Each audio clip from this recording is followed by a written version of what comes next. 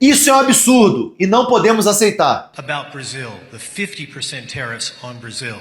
Can you explain why they are being hit with 50% tariffs and why it falls under the umbrella of the International Emergency Economic Powers Act?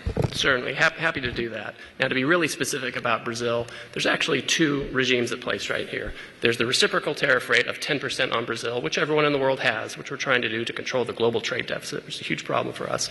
Then on top of that, there's a 40% tariff on Brazil, and that's under a separate emergency, and this is related to extreme concerns with rule of law, censorship, and human rights in Brazil, where a Brazilian judge has taken it upon himself to order U.S. companies to censor themselves, given them secret orders to manage the flow of information, rule of law with respect to political opponents in Brazil, and so when the... And the unlawful detention of U.S. citizens who were in Brazil. Correct. Now, the Treasury Department has often used AIPA, which is the shorthand for the law you're talking about, to impose sanctions, which will cut off countries or companies or persons entirely from the U.S. financial system and cut off trade entirely.